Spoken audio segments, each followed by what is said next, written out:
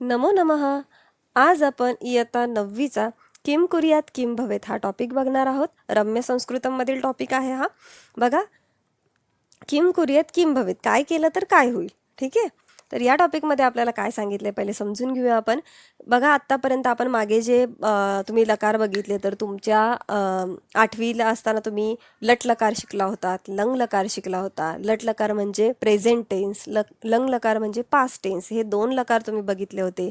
आणि आत्ता आपण मागील काही चॅप्टरमध्ये आपण बघितलं की तुम्हाला ट्रिक वाईज सांगितलं होतं. त्यावेळेस तुम्हाला अर्थ, मग 2 अर्थाचे तुम्हाला सांगितले होते की लकार ॲड होणार आहे, जे काळाचा बोध करत नाही. आपण याच्याबद्दल एक व्हिडिओ बनवला आहे मागे, तर त्याच्यामध्ये काळाचा बोध होत नाही असं सांगितलं होतं. लोट लकारचा व्हिडिओ होता तो. तर त्यामध्ये तुम्हाला सांगितलं होतं की अर्थद्वयम, त्याच्यामध्ये प्रकार पडतात आणि ते 2 अर्थ होते, आज्ञार्थ आणि विद्यार्थ. बरोबर. तर आज्ञार्थ आपण बघितला आहे, जो लोट लकारचा व्हिडिओ होता त्यामध्ये.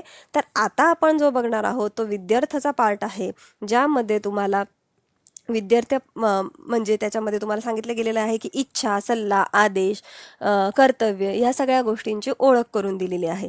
ठीक आहे.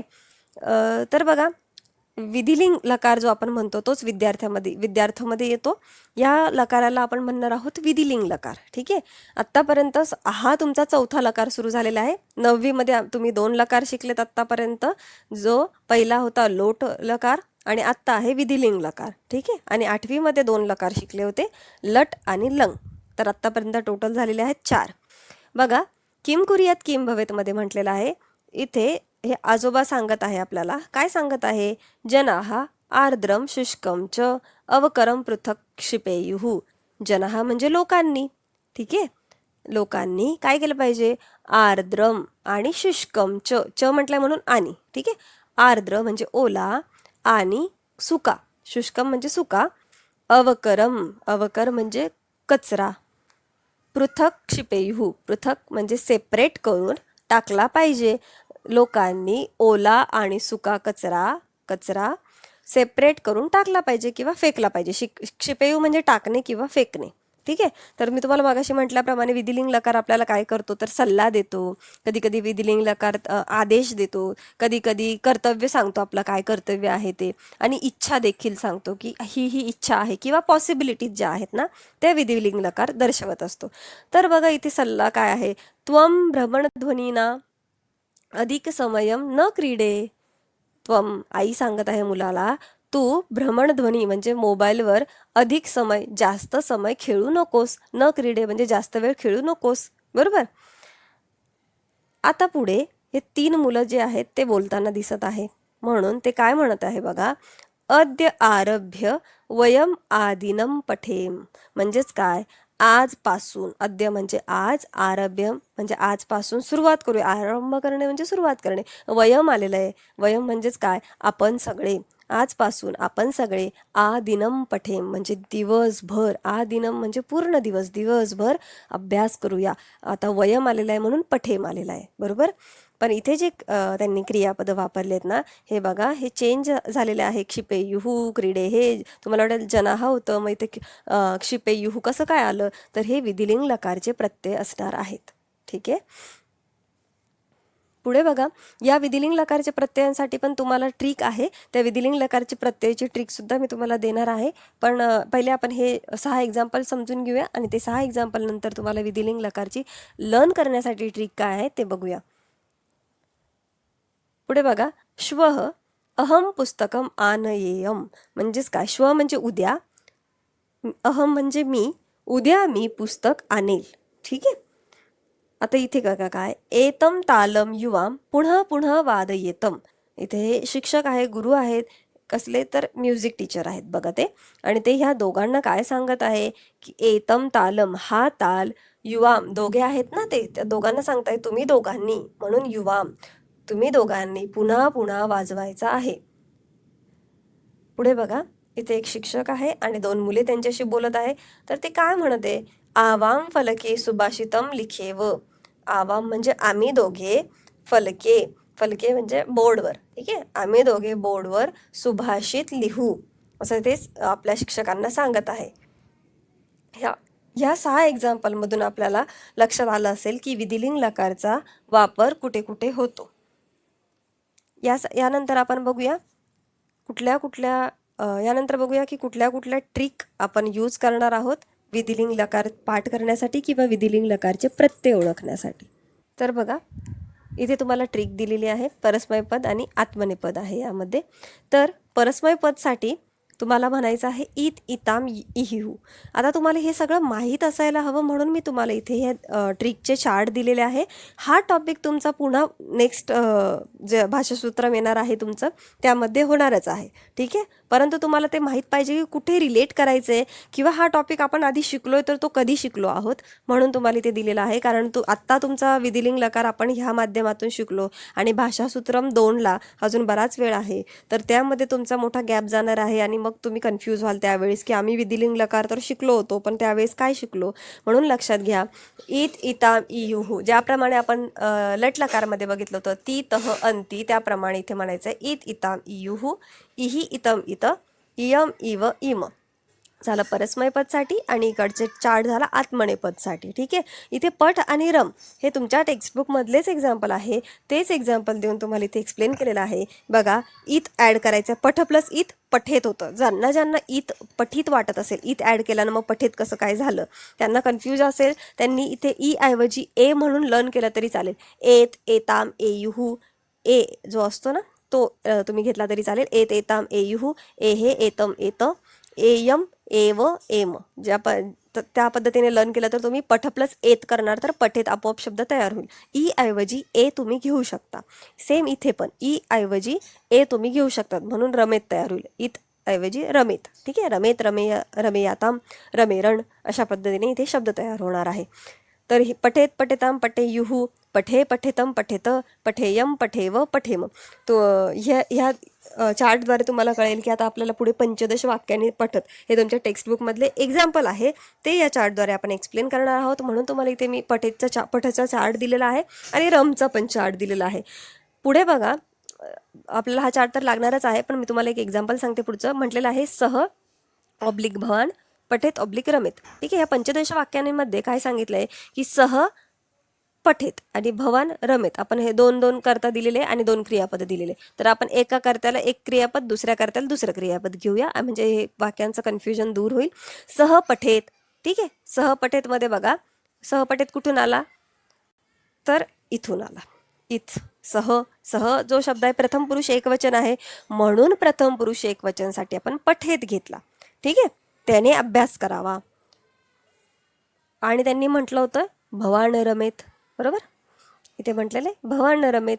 भवान रमेतसाठी रमेत, भवान सुद्धा प्रथम पुरुष एकवचन आहे म्हणून भवान रमेतसाठी इथून आलेला शब्द आहे. आता द्विवचन बघा, तौ पठेताम. ठीक आहे, तौ पठेताम आणि भवंतौ रमेयाताम. बघा, तौ सह तौ ते मधला तौ आलेला इथे सह घेतला, इथं तौ आणि इथे ते येणार आहे. ठीक आहे, तौ पठेताम म्हणजे त्या दोघांनी अभ्यास करावा आणि ते पठेयुहू त्या सगळ्यांनी अभ्यास करावा. बघा, ते पठेयुहू. त्याच पद्धतीने भवंतौ रमेयाताम आणि भवंतः रमेरण.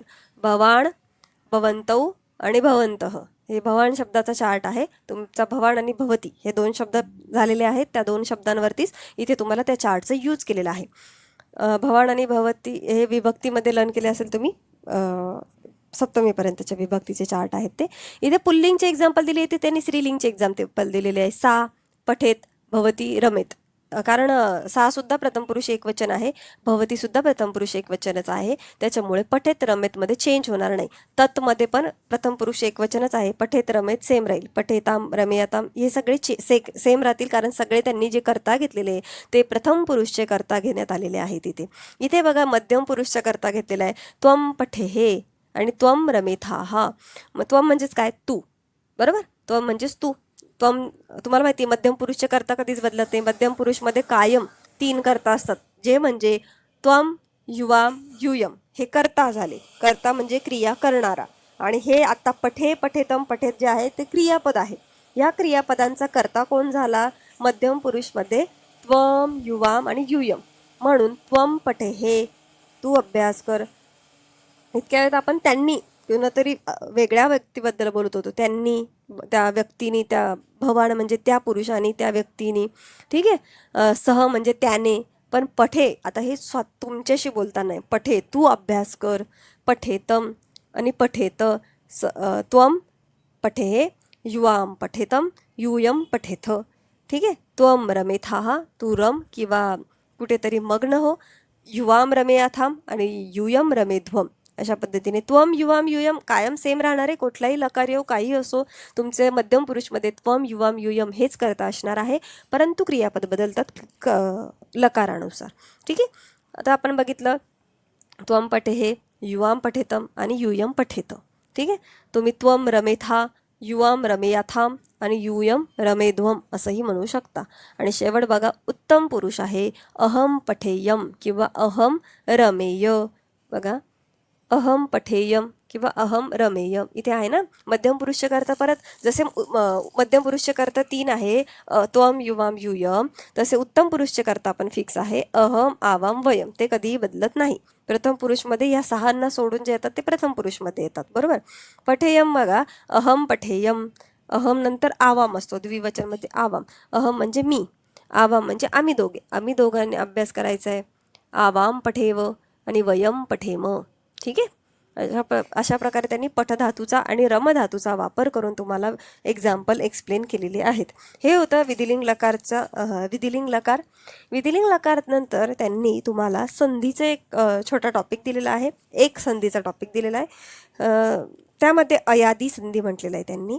तर अयादी संधीसाठी बघा, आत्तापर्यंत आपण जेवढ्या संधी बघितल्या त्या सगळ्या स्वर संधी आहेत, ठीक आहे. आणि त्या संधीमधलाच एक पार्ट आहे, कारण स्वर संधीचे वेगवेगळे भाग आहेत आणि त्यातील टाईप्समधला अयादी संधी हा जो भाग आहे तो तुम्हाला इथे दिलेला आहे. याच्या आधी आपण संधीचा मोठा टॉपिक कव्हर केलेला आहे. आपल्या चॅनलला तुम्ही जर सर्च केलं संधी म्हणून किंवा तुम्ही प्लेलिस्टला जाऊन बघितलं, व्हिडिओजमध्ये जाऊन बघितलं, तर तुम्हाला संधी टॉपिक दिसेल. त्या संधी टॉपिकमध्ये बाकी इतर जे टॉपिक आहे संधीचे ते बरेच टॉपिक एक्सप्लेन केलेले आहे. हा जो आहे अयादी संधीचा टॉपिक, हा तुम्हाला इथे नव्याने बघायचा आहे. त्यासाठी तुम्हाला 2 पंक्ती दिल्या आहे, म्हटलेलं आहे पंक्ती द्वयम पठत, म्हणजेच काय, 2 ओळींद्वारे अभ्यास करा. पठत म्हणजे बघा. तर द्वाविमौ पुरुषो लोके क्षरक्षाक्षर एवच, यामध्ये त्यांनी द्वाविमौ हा शब्द हायलाइट केलेला आहे. का बरं हायलाइट केला द्वाविमौ शब्द? कारण इथेच ती संधी झालेली आहे अयादी संधी. तर संधी काय आहे, द्वौ प्लस इमौ अशी संधी होऊन द्वाविमौ असा शब्द तयार झालेला आहे. द्वाविमौ पुरुषो लोके क्षरक्षाक्षरे एवच, म्हणजेच काय, या जगामध्ये 2 प्रकारची पुरुष आहे, ठीक आहे. या जगामध्ये 2 प्रकारची पुरुष आहे. या लोके म्हणजे या जगामध्ये द्वाविमौ 2 प्रकारची पुरुष म्हणजे माणसं आहेत. कोणती कोणती? क्षर आणि अक्षर, म्हणजे शिकलेली किंवा साक्षर आणि निरक्षर, अशी ती 2 व्यक्ती आहेत, असं या लाईनीचा अर्थ आहे. पण त्याने द्वाविमौ, आता ही जी लाईन होती ना, ही श्लोकची लाईन आहे, एका श्लोकमधली लाईन आहे. आणि त्या श्लोकमधला हा शब्द त्यांना एक्सप्लेन करायचा होता की संधी कशी झाली, म्हणून त्यांनी इथे तुम्हाला त्या श्लोकची लाईन दिलेली आहे. आणि पुढे म्हटलेलं आहे माता पितरा विह मम नस्तः एकाकी खलु खिन्नोहम, म्हणजेच काय, माझे माता पिता माझे आई वडील येथे नाहीत. मम नस्तः इथे नाहीत, मम म्हणजे माझे, माता पिता नाहीत. एकाकी खलु खिन्नोहम, एकाकी म्हणजे एकटा आणि खिन्न म्हणजे दुःखी, एकटा आणि दुःखी झालेलो आहे. खलू म्हणजे खरोखर, त्यामुळे खरोखरच मी एकटा आणि दुःखी झालेलो आहोत, अशी ही श्लोकाची लाईन आहे. आणि त्या लाईनीतला माता पितरा विह हा शब्द त्यांना एक्सप्लेन करायचा होता. त्याची संधी फोड केलेली त्यांनी, म्हटलेलं आहे माता पितरौ प्लस इह. आता माता पितरौ द्विवचन आहे म्हणून माता पितरौ औ आलेला आहे प्लस इह, ठीक आहे. औ मात्रा प्लस पुढे स्वर येतो. तर बघूया आपण ही संधी तयार कशी होती त्याबद्दल. अयादी संधी जी आहे ना, बघा, ए किंवा आई या 2 लेटर नंतर, ए किंवा आई नंतर कोपी स्वर, कुठला दुसरा स्वर जर आला, कुठलाही वेगळा स्वर जर आला, तर त्या ठिकाणी अय किंवा आय असा शब्द तयार होत असतो. जसं की ए नंतर दुसरा कुठला स्वर आला तर अय होईल आणि आई नंतर कुठला दुसरा स्वर आला तर आय शब्द तयार होईल. बघा, समीपे प्लस एव, ए नंतर, ए म्हणजे हा ए आहे, हा ए आणि हा ऐ, समीपे म्हणजे या ए नंतर दुसरा स्वर कुठला आलेला आहे, एव आलेला आहे, म्हणून समीप एव असा शब्द तयार झालेला आहे. समीपे प्लस एव समीप एव, ठीक आहे, त्यालाच समीप असा समीप प्लस एव असं पण म्हणू शकतो. सेकंड बघा, कृते प्लस डॅश. तर कृते ए नंतर काय असेल इथे, तर ए नंतर इथे दिसतंय कृतया याही, म्हणजेच काय, आयाही असा स्वर असणार आहे, आ स्वर असणार आहे इथे, म्हणून आयाही असा शब्द तयार झालेला आहे. कारण ए नंतर आ आला तर त्याच्याबद्दल तिथे आय शब्द तयार होत असतो, म्हणून हा आयाही जो आलेला आहे तो या आय शब्दामधनं आलेला आहे. तुम्ही जर लिहिलं ही स्टेप मी सांगते ती, तर तुम्हाला लक्षात येईल. याच्यामधला ए खाली आला आणि या ए नंतर जो आ स्वर आलेला होता तो जर साईडला केला तर आपल्याला लक्षात येतं ए प्लस आ, तर काय झालंय, आय शब्द तयार झालेला आहे. म्हणून कृत प्लस आय प्लस कृत प्लस आय, ठीक आहे, म्हणून कृत आयाही असा शब्द इथे तयार होतो. कृत आयाही संधिफोड झालेली आहे इथे. पुढे बघा, डॅश प्लस अपी. डॅश प्लस अपी, तर यामध्ये मत्या प्लस मत्यापी इथे त्यांनी दिलेलं आहे की मत्यापी शब्द तयार होतो. तर आपल्याला लक्षात येईल अपीच्या आधी नक्कीच काहीतरी शब्द असणार आहे जो या दोन लेटर मधलाच आहे, म्हणून याच्या आधी काय शब्द येणार आहे, तर मत्यई असा शब्द येणार आहे, मत्यई, ठीक आहे, मत्ते. इथे आयाही होतं, कृते प्लस आयाही, कृत यायाही. मत्ते प्लस अपी, इथे ऐची मात्रा आलेली आहे बघा, ही ऐ मात्रा आहे, ऐ प्लस ऐ नंतर आलेला आहे, म्हणूनच इथे आय शब्द तयार होणार आहे. ऐ नंतर आलाय ना, म्हणून इथे आय शब्द तयार होणार आहे. आणि मत्यापी शब्द तयार झालेला आहे. मत्यै, हे बघा इथे मत्यै मधला ऐ प्लस हा जर काढला तर इथे आय शब्द येईल, म्हणून मत्य प्लस आय प्लस अपी, त्यावरून शब्द तयार होतो मत्यायपी, ठीक आहे. मत्य प्लस आय आलंय लक्षात. हा आय कुठून आला, कारण आईची मात्रा आहे, ती आईची मात्रा काढून टाकली आपण, म्हणून आय आला. मत्य प्लस आय प्लस अपी, म्हणून मत्यायपी. तुम्ही जर लिहिलं तर तुम्हाला बरोबर कळेल की इथे मत्यायपी शब्द तयार कसा झाला. जसं की इथे ए प्लस आ होतं, ए नंतर आ आलेलं आहे, बरोबर, ए नंतर आ आलेलं आहे, म्हणून अय शब्द येणार आहे तिथे. आणि मग कृत प्लस अय प्लस आयाही, म्हणून कृत प्लस अय प्लस आयाही, कृत यायाही असा शब्द तयार झालेला होता तिथे. शेवट बघा, तस्मै प्लस डॅश. तर इथे काय, तस्मा यपी, मग इथे काय असणार आहे बरं, तस्मै नंतर इथे काय असणार आहे, तर अपी असणार आहे. तर बघा कसं, तर ऐ नंतर आलाय म्हणून आ येणार, तस्मै मधला ऐ निघून गेला तर इथे राहील तस्म, बरोबर, प्लस हा आय येईल कारण त्याच्यातला ऐ निघून गेलेला आहे, म्हणून आय शब्द ॲड होईल. तस्म प्लस आय प्लस अपी, तस्म प्लस आय प्लस अपी, कारण ह्याच्यावरून कळतंय ना आपल्याला याच्यानंतर अपी कस काय आलाय ते, याच्यावरून कळतंय की इथे शेवटी आम्हाला अपी दिसतोय. कारण हा जो तस्म प्लस इथे माय जो शब्द दिसतोय ना, तो माय शब्द नाही तर तो आय शब्द आहे. नीट लक्षात घ्या, हा आय शब्द आहे. तस्म प्लस आय प्लस अपी, ठीक आहे. आय य अर्धा आहे बघा, याचा य अर्धा आहे, म्हणजे हा य अर्धा आहे, याच्यामध्ये लपलाय, पी, ठीक आहे. आणि हा तस्मामध्ये आ लपलाय, तो कोणता आहे, हा आय, म्हणून आ य, ठीक आहे. तस्म प्लस आय प्लस अपी, काय शब्द झालाय, तस्मै प्लस अपी. आलं लक्षात. अशी अयादी संधी होती. या अयादी संधीमध्ये अजून एक त्यांनी ओ आणि औचा एक्झाम्पल दिलं आहे की ओ ऑब्लिक औ असेल आणि त्याच्यानंतर दुसरा कुठला स्वर असेल तर त्याच्या जागी अव आणि आव शब्द तयार होत असतो. जसं द्वौ प्लस एव द्वावेव शब्द तयार झालेला आहे. औ नंतर ए आलेला आहे, औ नंतर दुसरा कुठला तरी स्वर आलेला आहे, म्हणून औ नंतर जर दुसरा स्वर आला तर तिथे आव शब्द तयार होईल. म्हणून द्वौ मधला औ जर काढला तर द्व शब्द राहतो. द्व प्लस आव प्लस एव द्वावेव, ठीक आहे. द्व, नीट लक्षात घ्या, इथे द्व राहिला, का बरं द्व राहिला, कारण औ निघून गेला. द्व औ निघून गेला म्हणून आव तिथे आला. द्व प्लस आव प्लस एव, आता द्व प्लस आव द्वाव झाला, ठीक आहे. द्व प्लस आव द्वाव झाला. द्वाव प्लस एव. आता व नंतर ही एची मात्रा व ला जाईल म्हणून द्वावेव शब्द तयार झाला. ठीक आहे. हा एची मात्रा इथे व मध्ये गेलेली आहे. कोणता व? हा व. तौ प्लस डॅश प्लस तावपी.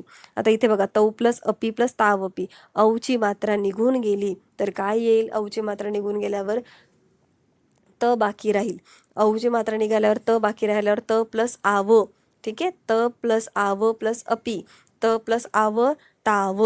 आणि ताव मध्ये व मध्ये हा अ गेला तर तो व कंप्लीट होईल. ताव पी. पी राहिलेला शेवटचा तसाच लिहायचं. ताव पी. आता बघा उभौ प्लस अपी उभावपी. कसं काय आला शब्द? उभौचा औ प्लस अ. औ नंतर अ आलेला आहे. औ नंतर दुसरं स्वर आला तर तिथे आव येतं. उभ प्लस आव उभाव. उभ प्लस आव उभाव. औ निघाला तर आव आ येतो ना, आव येतो ना. उभ प्लस आव उभाव. इथे नीट बघा हा आव कुठून येतोय तर औ नंतर दुसरा स्वर आला तर आव येतो. ओ नंतर दुसरा स्वर आला तर अव येतो. आपल्याला उभौ आलेला आहे. औ नंतर दुसरा स्वर आलाय म्हणून आव येणार. उभ प्लस आव म्हणजे झालं उभाव.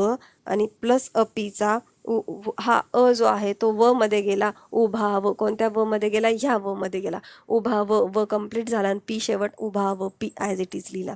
आणि शेवट आहे सुहृदौ प्लस आस्ताम.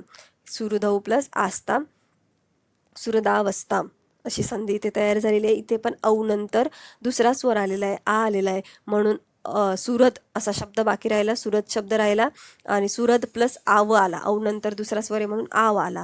सुरद प्लस आव सुरदाव. सुरदाव व मध्ये हा आ ॲड झाला. सुरदावा व मध्ये आ ॲड झाल्यामुळे सुरदावा स्ताम. ताम शेवटचा ॲज इट इज लिहिला. सुरदावा स्ताम अशा प्रकारे ही संधी तयार झालेली आहे. तर बघा तुम्ही सांगितलेल्या गोष्टी जर तुम्ही लिहून नीट तुम्ही स्टेप बाय स्टेप लिहिला ना तुम्हाला संधी एकदम इझी जाईल. आणि ही संधी कळण्यासाठी तुम्ही जर आपले प्रिव्हियस संधीचे व्हिडिओ बघितले तर तुम्हाला तिथे व्यवस्थित त्या संधीच्या व्हिडिओमध्ये सुद्धा शेवटी तुम्हाला नीट ॲरोद्वारे एक्सप्लेन केलेलं आहे की ही संधी क्रिएट कशी झाली आणि ह्या संधीसाठी तुम्हाला स्टेप कशा लिहायच्या आहे ते तुम्हाला त्या व्हिडिओमधनं एक्सप्लेन होणार आहे. संधी व्हिडिओ सर्च केला आणि त्या व्हिडिओचा शेवट जर तुम्ही बघितला तर तुम्हाला त्यामध्ये या सगळ्या गोष्टींचे डाऊट नक्कीच क्लिअर होतील. आजचा व्हिडिओ जर तुम्हाला आवडला असेल तर व्हिडिओला लाईक करा, चॅनलला सबस्क्राईब करा आणि तुमच्या मित्रांना जास्तीत जास्त शेअर करा. धन्यवाद.